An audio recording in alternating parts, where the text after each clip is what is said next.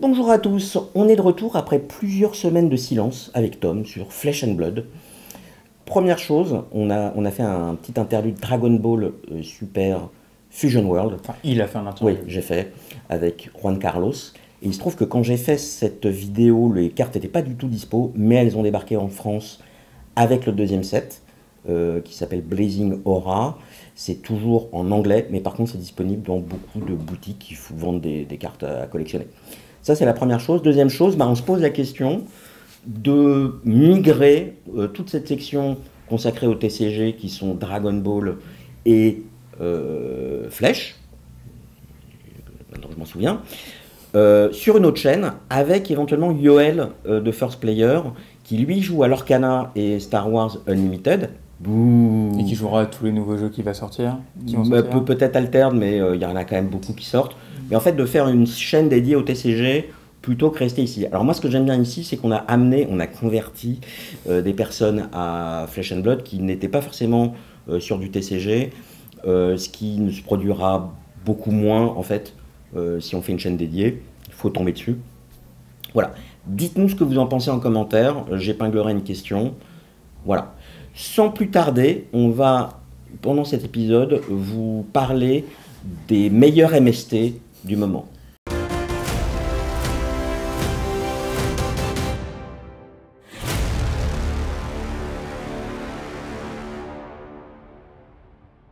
Donc du coup, l'objectif, c'est de vous parler un petit peu de la nouvelle extension de Flesh and Blood qui est sortie en France, alors il y a 2 semaines maintenant quand on va tourner cette vidéo, peut-être un petit peu plus d'ici à ce que ça arrive chez vous. Et puis, vous me parler un petit peu de ce qu'elle apporte, des nouveaux héros qui sont introduits, et puis de vous donner un exemple un petit peu de comment ça impacte le jeu, ça va impacter la metagame, ça va impacter les mois à venir, parce qu'on va, on va en manger des MST pour le coup. Et je rappelle que la metagame, la méta, c'est le rapport de force entre les héros. Parce qu'évidemment, on introduit de nouvelles cartes, on introduit 3 nouveaux héros, on introduit un nouveau talent, ça a des impacts. Sans plus tarder, Tom va nous parler de tout ça. Du coup, oui, MST, c'est la nouvelle. Alors, MST, c'est l'abréviation. Le nom de l'extension, c'est Part de Miss Veil. Je crois que c'est par-delà. Le voile de brume. Ouais, je pense pas que ce soit traduit en français. Alors, Miss Veil, je pense que c'est le nom d'une région, en fait. Non, c'est plutôt. Non, la région, c'est Mysteria. Donc, ça va nous emmener dans la région asiatique, japonisante du monde de Flesh and Blood. Ce qui coïncide d'ailleurs avec la sortie du set au Japon et en japonais. Pour la première fois. Pour la première fois, donc il y a eu un calling, donc un gros tournoi à Tokyo pour introduire le nouveau set et puis introduire les cartes en japonais. Il faut dire que le graphisme s'y prête très bien. Et effectivement, on est sur un graphisme et une direction artistique qui est clairement à la fois japonisante et à la fois il y a aussi des influences plus chinoises, asiatiques en général. Et donc ce nouveau set, il va introduire un nouveau talent et tous les personnages, tous les nouveaux héros de ce set vont partager ce talent. Donc talent un petit peu comme Light, comme Shadow, comme Draconic et comme les talents élémentaires qui sont présents dans Flesh and Blood. C'est le talent mystique. Le talent mystique, c'est un talent qui va être orienté autour des cartes de pitch bleu, donc des cartes de ressources en général, et qui va introduire une nouvelle mécanique qui est le chi. Ou le ki, ça dépend de quelle partie du monde, comment on le prononce. Je vais dire chi. Inner chi. Je vais dire chi, ce sera plus simple. Le principe, c'est qu'il va y avoir des cartes, des instantanés dans le set. Il y en a 8, elles sont toutes légendaires, donc on peut les jouer. Alors légendaires en construction de deck, pas en rareté, c'est des communes, on les trouve très facilement. Mais on peut juste en avoir qu'une seule de chaque dans notre deck, pendant qu'il y a un chat qui a envie de venir sur la table. Il n'est pas encore dans le scope. J'ai le retour caméra. Il n'est pas encore dans le scope, tout va bien. Ce sont des instantanés dont on ne peut avoir qu'un seul exemplaire dans le deck, qui vont avoir l'effet, quand on va les jouer, si on a joué une autre carte bleue ce tour-ci, ce qui arrivera souvent, ou si on a un chat qui a tapé dans la caméra, ça marche aussi. D'ailleurs, il y a un petit chat, il y a un transcende qui est un petit chat, le petit chat. Stir the pot. Allez. Donc qui vont nous permettre, si on a joué notre carte bleue ce tour-ci, de transcender. Transcender, qu'est-ce que ça veut dire? Ça veut dire prendre notre carte instantanée, la retourner. 2 secondes, on va faire une pause, je vais en prendre une dans les mains.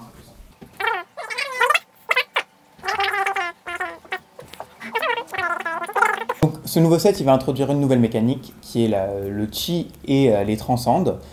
Comment ça fonctionne? C'est des cartes instantanées dans le set qui sont légendaires, donc dans le sens où on ne peut en avoir qu'un seul exemplaire dans le deck, pas qu'elles sont rares, c'est des communes qu'on trouve dans tous les boosters sans aucun souci, que l'on va pouvoir jouer par les héros, que les héros mystiques vont pouvoir jouer, et qui en l'effet, quand on va la jouer, si on a joué une autre carte bleue ce tour-ci, ce qu'on va toujours s'efforcer de faire, on va pouvoir transcender. Transcender, ça va revenir à prendre notre carte, à la retourner et à la remettre dans notre sleeve.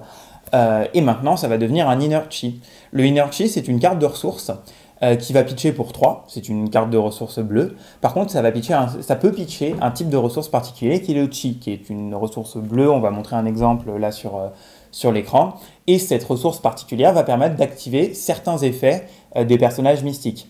Dans ce cas-là, chaque héros a un pouvoir qui demande de pitcher un Inner Chi pour faire son effet, et il y a certains équipements ou certaines cartes du set qui demandent d'avoir pitché un Chi ou d'avoir transcendé potentiellement ce tour-ci pour gagner les effets. Alors j'ai une question.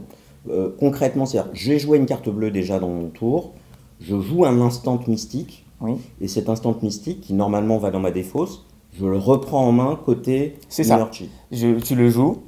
Une fois qu'il est résolu, tu le retournes, tu le reprends en main, et maintenant tu as ton Inner Chi en main et c'est une carte normale. C'est-à-dire que si tu pitches l'Inner Chi, il va revenir dans ton deck, côté Inner Chi. D'accord. Ah oui, d'accord. Et donc tu pourras potentiellement le revoir plus tard, dans la partie. Donc ça c'est pour le talent mystique, donc ça va beaucoup jouer sur les bleus. Et puis il y a d'autres interactions en fonction des personnages évidemment, mais c'est pour ça qu'on va vous présenter un petit peu les 3 nouveaux personnages et donc les 3 classes qui reçoivent du support dans ce set, parce que évidemment il n'y a pas que des cartes mystiques, il va y avoir des cartes juste de classe pour ces classes que sont l'illusionniste, l'assassin et le ninja, donc que des classes qu'on vous a déjà présentées, et donc 3 nouveaux personnages. On va commencer par le ninja parce que c'est ce qui plaît à Joël. L'assassin aussi me plaît. Bien sûr. Le ninja, c'est Zentamer. Tamer of Purpose. Ouais, voilà. C'est le dompteur de but. Oui. C'est un moine. C'est le moine. Hein. C'est un ninja, mais c'est un moine dans les faits. Un moine guerrier, visiblement. C'est un moine guerrier. Mystique donc, qui va jouer sur les Crouching Tiger. Les Crouching Tiger, ce sont des jetons, enfin des tokens, des cartes d'attaque qui ont été introduites dans Dynasty, donc il y a maintenant 1 an et demi, quasiment 2 ans, qui sont des cartes qui n'ont pas d'effet. C'est juste des attaques qui coûtent 0, qui attaquent pour 0 avec Go Again. Mais il y a beaucoup de cartes ninja, donc qui existaient déjà, des combos ninja qui existaient déjà, qui demandent, donc combo pour rappel, c'est une mécanique de ninja qui demande d'avoir une carte avec un nom particulier qui soit le chain link précédent dans la chaîne de combat. Et là, il y a beaucoup de cartes qui demandent d'avoir un Crouching Tiger. Je n'ai pas la traduction française. Tigre accroupi, aux aguets. On va dire un tigre, ce sera plus simple. Tigre et Dragon, le film, c'est littéralement Crouching Tiger, Hidden Dragon, comme ça. Je sais pas, je n'ai pas vu ce film. Attends, pardon. Pause. Tu n'as pas vu ce film? Ça me dit rien. Peut-être que je l'ai vu, mais... Tigre et Dragon, tu n'as pas vu ce film? Non. Parce qu'en plus, ils ont introduit la ligne Tigre il y a donc un petit moment, et derrière, ils ont introduit avec Dromai les dragons, et on pouvait faire des matchs Tigre et Dragon. Et moi, j'ai à ce moment-là acheté toutes les cartes Tigre pour ça, à cause du film. Bon, fermons la parenthèse. Donc oui, je disais des cartes combo qui, si la carte précédente est un tigre, eh bien, vont avoir des effets supplémentaires, par exemple être plus puissante, gagner Go Again, faire des dégâts si elle touche, etc., etc. Et à l'inverse, vous avez les cartes qui vont donner des bonus aux tigres qui arrivent. Voilà. Donc Zen va clairement jouer là-dessus, donc avec un gameplay, pour ceux qui ont suivi nos vidéos sur les ninjas. Tout le monde Donc, qui va être à mi-chemin entre Fai et Katsu, je dirais. Moins orienté combo combo en faisant énormément de dégâts dans un tour comme Katsu, plutôt orienté dégâts plus constants comme peut le faire Fai. Après, Zen actuellement, et ça va être le cas de tous les héros de cette extension, c'est une extension où tous les héros vont être très forts et très jouables compétitivement. Zen a l'air de s'imposer comme le meilleur ninja actuellement, mais ça rend pas les autres injouables. Katsu. Ça ne rend absolument pas Katsu injouable, c'est juste que Zen va avoir beaucoup de flexibilité dans la façon dont il va pouvoir construire son deck et dans la façon dont le plan de jeu qu'il va adopter. Il y a déjà plusieurs écoles qui sont en train de se détacher, des écoles qui vont plus être combo en jouant des cartes de combo que Katsu pouvait jouer aussi, par exemple la ligne avec les Bonds of Ancestry, ou des écoles qui vont jouer que des tigres, des écoles un petit peu entre les deux. Donc c'est un héros polyvalent, probablement plus complexe à jouer que les deux autres ninjas, je dirais, parce que la mécanique de Transcende demande de jouer des bleus, demande de jouer des cartes qui ne bloquent pas, demande de séquencer assez spécialement les lignes et de souvent devoir planifier son tour sans trop savoir ce qui va arriver. Parce qu'on a beaucoup de cartes qui vont nous faire piocher, puis qui vont nous faire tutoriser des cartes, donc aller chercher dans son deck des cartes. Donc c'est des fois un petit peu moins lisible qu'une main classique d'un ninja. Oui. Alors moi j'ai des questions. Alors effectivement donc, les cartes qui vont transcender, on en parlait tout à l'heure, sont des instants. Et les instants, on en a 8, les légendaires. 9 plus avec, parce qu'il y a aussi un spécifique à chaque personnage. D'accord. Mais ces cartes ne bloquent pas. Et on va du coup potentiellement avoir 8-9 cartes, peut-être un peu moins, qui ne bloquent pas du tout dans son jeu, ce qui est structurant. Alors dans le cas de Zen, c'est pas très grave. C'est pas très grave, c'est un jeu très agressif. C'est ça. Zen, c'est clairement j'allais dire le benchmark, mais je cherche le mot français. Ça va être clairement l'étalon. Ça va être clairement l'étalon pour les decks agressifs du format et le deck agressif par excellence. Oui, canonique. Donc voilà pour le ninja. J'ai quand même une question pendant qu'on est sur le ninja. Est-ce que du coup, il y a des cartes qui font que Katsu peut jouer tigre? Alors oui, il y a un certain nombre. Les nouvelles cartes combo tigre intéressantes sont plus juste ninja que Mystic Ninja, ce qui fait que, alors il y a des Katsu tigres, j'y crois pas trop, il y a des listes de failles qui en ont intégré quelques-unes et qui ont l'air prometteuses. Et pourquoi Katsu pas tigre? Parce que je pense que je pense que c'est jouable, mais que ce qu'il veut faire Zen le fera juste mieux. Parce que Zen a vraiment un pouvoir centré autour des tigres, le fait de la possibilité d'aller chercher, de créer un tigre dans sa main à chaque fois qu'on active son pouvoir. Rend les choses extrêmement utiles. Et puis il a la force Zen d'avoir une suite d'équipements, dont notamment 3 équipements qui sortent dans ce set-là, dont 2 légendaires, qui est extrêmement puissante. Et alors c'est des équipements mystiques ninja? C'est des équipements mystiques ninja. Il y a un équipement mystique et 2 équipements mystiques ninja. D'accord. Alors on n'a pas dit exactement quel était le pouvoir de Zen? Oui, Zen, son pouvoir, c'est qu'on peut pitcher un chi pour aller chercher n'importe quelle carte avec combo dans notre deck, la bannir et avoir le droit de le jouer ce tour-ci, donc un petit peu comme le pouvoir de Katsu sans avoir besoin de toucher. Et en plus, on crée un Crouching Tiger dans notre main. Donc le Crouching Tiger, ça nous permettra d'attaquer avec pour déclencher des combos, pour par exemple déclencher l'arme de Zen qui va donner plus 1 au prochain Crouching Tiger quand on attaque avec. Alors je dis l'arme de Zen, mais c'est une nouvelle arme ninja, tous les ninjas pourraient la jouer, elle n'est pas mystique. Pour déclencher par exemple les Shuko qui sont son équipement de bras, d'ailleurs on voit Zen dessus, ça fait 2 ans que le perso était teasé, pour gagner de la puissance sur une carte qui a 1 ou moins d'attaque de base, ça tombe bien, c'est le cas des tigres. Mais par contre ça demande d'avoir un chi, donc forcément ça va demander de jouer des transcendes et d'en avoir un dans la main, donc on peut avoir des mains qui briquent un petit peu. Bref, je pense qu'on a pas mal parlé du ninja, on reviendra peut-être un petit peu sur la place des classes dans la méta à venir sur la fin de la vidéo. On va passer à la suite, donc à la suite c'est l'assassin. L'assassin, le nouvel assassin, c'est Nu. Et la traduction est un petit peu infortunée en français, parce que c'est une courtisane. Donc dans l'image des courtisanes... Oui, il fait très geisha en fait. Oui, mais vraiment plus courtisane prostitution... Séductrice que geisha... au sens un peu noble qu'on imagine. Plutôt un petit peu le côté clan du Scorpion dans L5R, encore une fois, pour ceux qui ont pu jouer L5R. Donc Nu, c'est la nouvelle assassin, donc assassin mystique, qui va être extrêmement disruptif dans sa façon de jouer, donc un petit peu comme les assassins, mais vraiment poussé à son paroxysme, donc toujours sur le fait de jouer sur la mécanique de carte stealth. Donc stealth, c'est une mécanique qui n'a des cartes ont stealth en assassin, donc furtivité, mais ne sont pas c'est pas un mot clé qui fait quelque chose par soi-même, c'est juste les personnages et les effets de cartes qui vont lui donner un effet. Typiquement Arachne ne se sert pas du tout de stealth. Uzuri a des réactions d'attaque sur les cartes stealth. Nu va permettre aux cartes stealth de bannir les cartes qui défendent, les attack actions qui défendent quand on défend avec. Alors ça veut pas dire que ça ne bloque pas avec, ça veut dire quand même si on bloque 3 avec une attack action, on a quand même bloqué 3 sur l'attaque, mais par contre elle sera bannie ensuite. Et bon, comme la classe assassin souvent bannit des cartes, Nu va aussi bannir des cartes. Et alors là où d'autres assassins... Action, pas attack action. Oui, j'ai dit action. J'ai dit attack action, c'était action. Là où Là où d'autres assassins allaient bannir des cartes pour créer des silver, notamment, enfin des jetons argent, notamment avec les contrats, que Nu va jouer aussi en particulier. Là, les nouvelles cartes Stealth Assassin, qui sont jouables aussi par d'autres assassins, en général vont vous faire gagner des points de vie quand vous bannissez des cartes d'un certain type. Par exemple, une carte rouge, une carte d'attaque-action, ce qui va augmenter la possibilité de faire de la fatigue, de jouer la fatigue. Et donc, ce que va apporter Nu en tant qu'assassin mystique, c'est des nouvelles cartes assassin mystique et son pouvoir dont on va venir un peu après. Les nouvelles cartes assassin mystique, ce ne sont que des réactions d'attaque. D'ailleurs, je trouve ça très flavorful, enfin très thématique, parce que ce sont des courtisanes et qu'elles n'attaquent pas, c'est juste des réactions elles ne vont pas vous affecter directement, elles vont mettre des réactions pour vous embêter. Elles liftent la balle. C'est ça, il n'y a aucune carte assassin mystique dans ce set qui est une attaque. Ce ne sont que des réactions. Et toutes les nouvelles attaques sont des cartes juste assassin. Mais elle a des nouvelles cartes stealth quand même. Oui, mais ce sont des cartes que assassin. D'accord, oui, d'accord.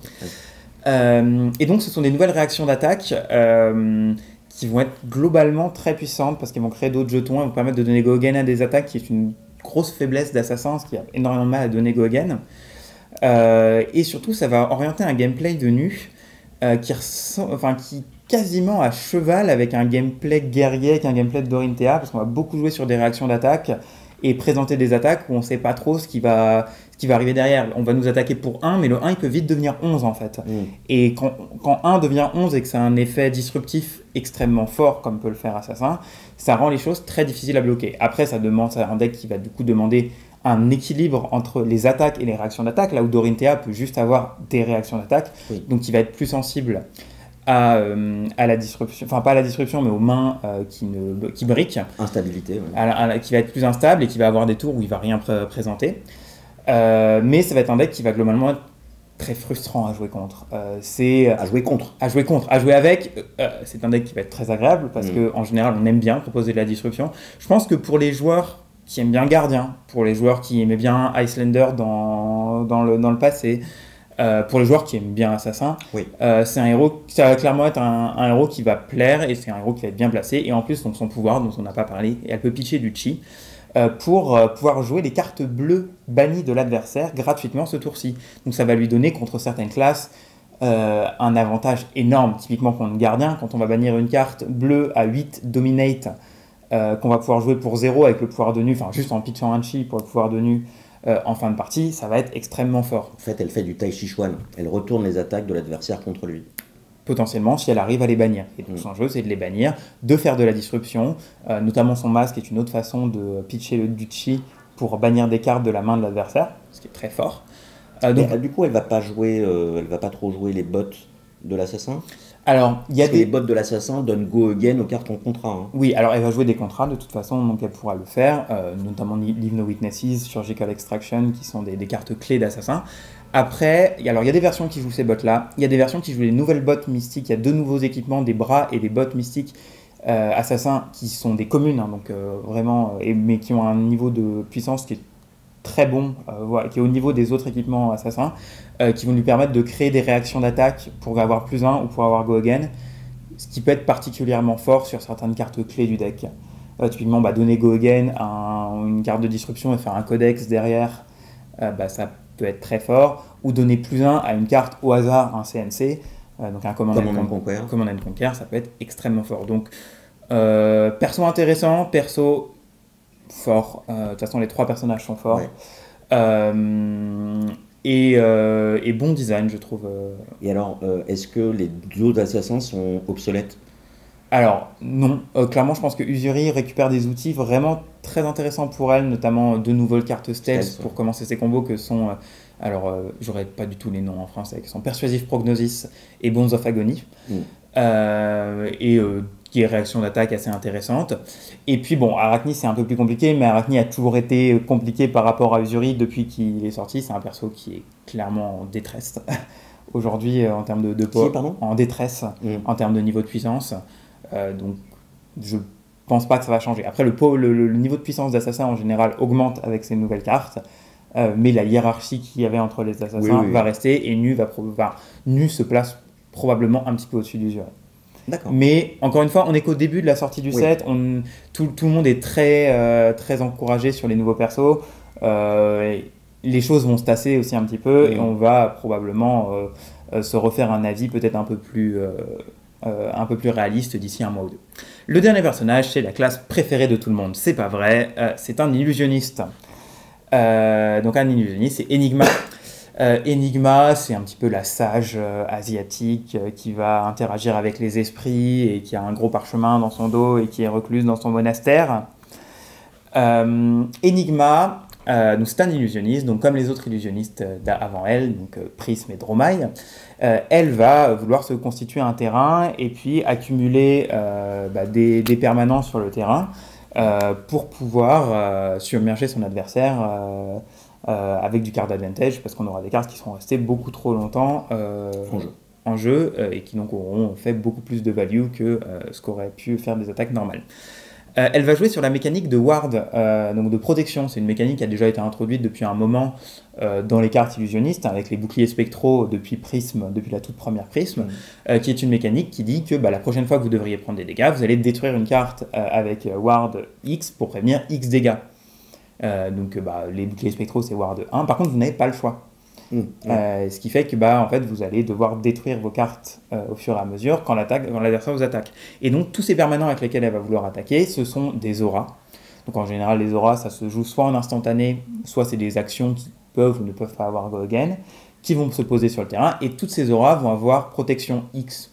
Alors, en général protection 1, 2, 3, 4, ça dépend des cartes, et son arme qui est Cosmo, le parchemin de je sais plus quoi, va lui permettre d'attaquer avec ses auras qui ont protection pour une ressource avec une valeur d'attaque comme si égale à la protection de la carte. Par exemple, si elle a la protection 3, son parchemin dit que cette carte peut attaquer pour 3 pour une ressource.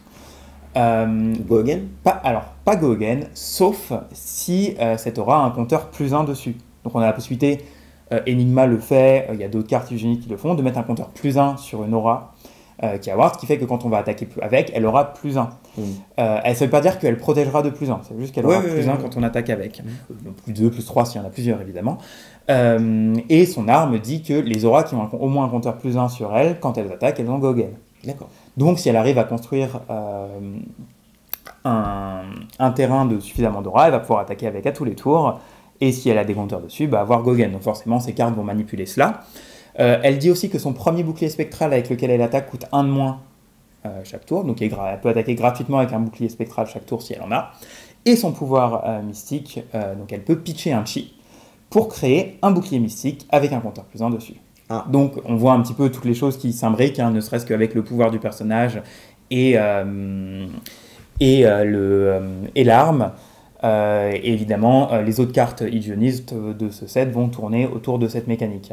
Donc extrêmement différente des autres illusionnistes. De toute façon, c'est un petit peu l'idée avec les illusionnistes. Ils sont tous très différents les uns des autres, que ce soit Dromai, Prism. Alors les deux versions de Prism, ça ne compte pas, c'est le même personnage. Il y a toujours un point commun qui est de jouer sur des permanents. Oui, c'est ça, on va jouer sur des permanents, on aura quelques cartes avec fantasme aussi, peut-être un petit peu moins que dans les autres, mais toujours d'une façon différente, peut-être avec Enigma d'une façon un peu plus saine que Dromai. Ça reprend cette idée de permanent, mais de façon un peu plus saine parce que quand on attaque quelque chose, on attaque directement Enigma, on n'est pas allé attaquer tel dragon, tel truc, on attaque Enigma et après à la limite c'est elle qui va gérer comment elle bloque, comment elle protège, comment elle détruit. Mais du coup ça fait qu'on n'a pas non plus de contrôle sur comment elle va garder ses permanents en vie. Sachant que Enigma, ça a l'air d'être un des meilleurs decks du format là actuellement, mais c'est parce que ça va être un deck très défensif, qui va jouer beaucoup de réactions de défense, beaucoup de cartes génériques bleues, et qui va chercher à avoir un ou deux permanents très puissants, notamment Manifestation de Miragai, qui est une de ses meilleures cartes, qui est sa meilleure carte, et qui est... je l'ai, je crois. Tu en as une, ouais. Je pense qu'il est une des meilleures cartes du jeu, et qui va faire couler beaucoup d'encre. Mais ça, c'est que mon avis personnel. Je l'ai mise en vente ce matin, pas tellement cher. Alors, la carte ne vaut pas extrêmement cher, parce qu'elle n'est jouable que dans un seul personnage. C'est une carte illusionniste mystique. Faut peut-être que j'attende alors. Tu peux attendre, c'est pas dit. Je pense qu'on en parlera dans une seconde du prix et des choses. Oui. Mais voilà, donc Enigma, personnage très intéressant, pas forcément très facile à jouer, qui va avoir sa place actuellement dans le paysage compétitif de Flesh and Blood.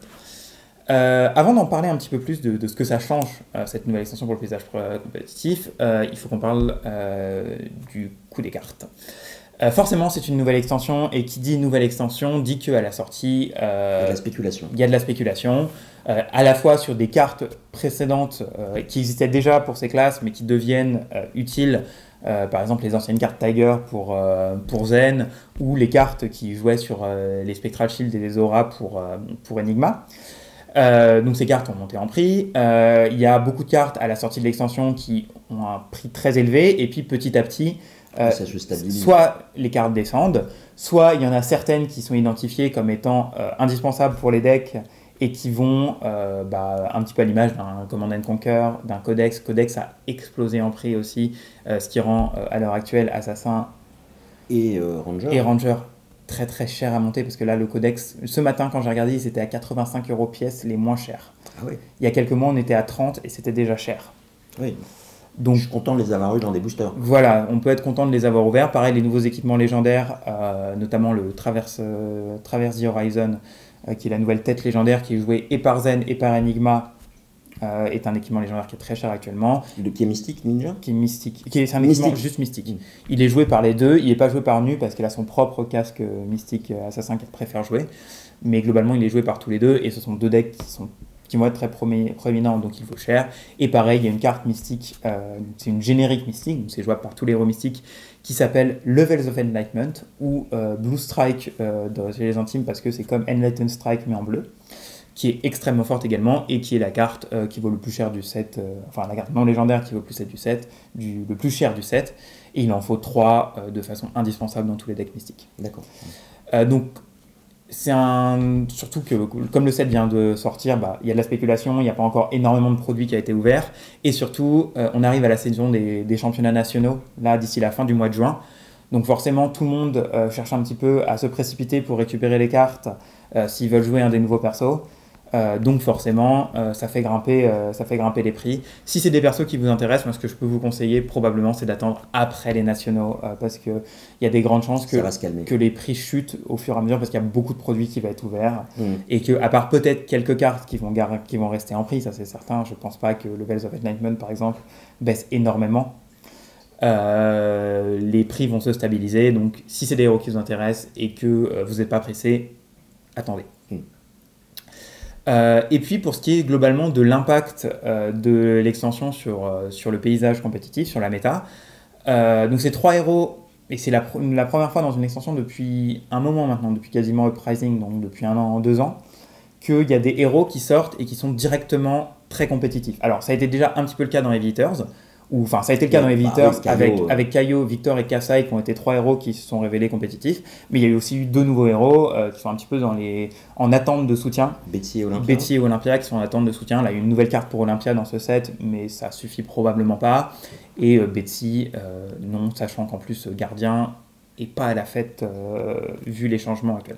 Et donc, ces 3 nouveaux héros qui arrivent et qui sont compétitivement viables, ça veut pas dire, on n'en est pas encore sûr, que c'est les 3 seuls héros qui vont, on est sûr que même plutôt que non, qui vont dominer tous les tournois, mais c'est des héros qui vont faire des résultats, qui ont déjà commencé un petit peu à faire des résultats, et donc forcément, qui vont un petit peu métamorphoser les decks qui sont les plus forts, parce que il y a des decks forts contre ces decks qui vont monter en puissance en réaction, et d'autres decks qui étaient forts avant, par exemple typiquement les gardiens et les guerriers, qui vont baisser un petit peu parce qu'ils ont un petit peu du mal contre ces nouveaux héros, donc ils vont rester des bons decks.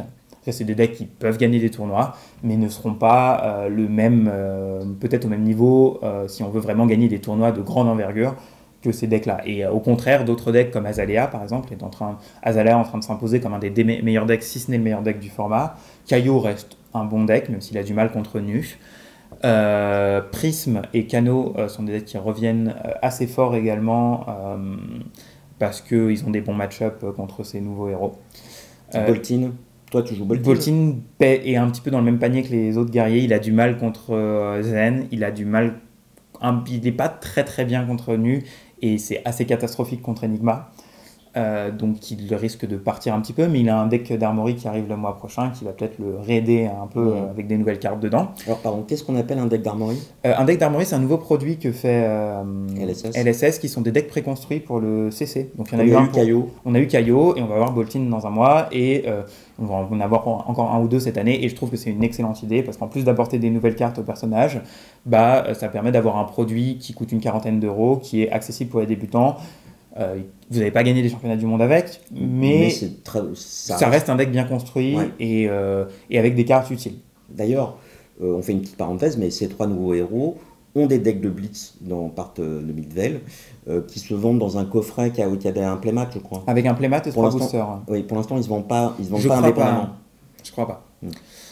Et apparemment, de ce que j'en ai entendu, les decks de Blitz sont de très bonne facture. Oui, par contre, j'ai vu que c'était pas donné. Ouais, non, je crois que c'est 70 € le coffret, ou 80, c'est un peu cher. Vaut mieux, si vous voulez vraiment débuter, prenez des decks de Blitz de Heavy Hitters. Vous pouvez les avoir à limiter, ce sera beaucoup mieux. Donc voilà un petit peu pour l'impact sur la méta. Oui, pareil, dernier point, ça ne veut pas dire que les autres assassins ou les autres ninjas sont injouables. Comme on disait, probablement que là, alors je parle pas des autres illusionnistes parce que Prism est trop différente d'Enigma, c'est vraiment deux héros deux classes différentes quasiment. Zen et Nu sont probablement respectivement dans la méta à venir les meilleurs personnages de leur classe, mais comme toujours dans Flesh and Blood, ça veut pas dire que les autres sont injouables. Oui, et puis ça dépend du niveau de la personne. Bien sûr. Et que vous pourrez si pas je prends Nu, Enigma ou Zen, je vais me faire éclater. Et que ça veut pas dire que vous pourrez pas vous amuser avec. Voilà un peu, on a beaucoup parlé. On a beaucoup parlé, mais tu nous as pas dit. Toi, fin du mois, tu prends quoi comme deck? Je vais pas révéler ma stratégie. Tu dis pas le héros, je parle juste le héros. Au monde entier. Moi, c'est un des 3 nouveaux persos que je vais jouer aux nationaux. Voilà. Mais ça se trouve, ça va changer la semaine avant, parce que la semaine avant les nationaux, il y a les nationaux aux US qui sont le plus gros national avec beaucoup de joueurs. Ouais, donc en fonction de la méta... De façon générale, on sait que la méta aux nationaux va être très influencée par ce qui va se passer aux US avant. Quel opportuniste, hein. Il n'y a aucune fidélité envers les personnages. Et en plus, les nationaux, c'est aussi moitié construit, moitié draft. Donc le construit n'aura pas tant d'importance que ça, faut surtout bosser la draft. D'accord. Donc moi, construit, draft, sell, etc., je ne connais pas. Et justement... Ça tombe bien. Ça tombe bien, notre prochaine vidéo sera sur les différents événements, les différents types de formats des événements qu'on peut avoir sur Flesh and Blood. En attendant, on vous dit... À bientôt. À bientôt.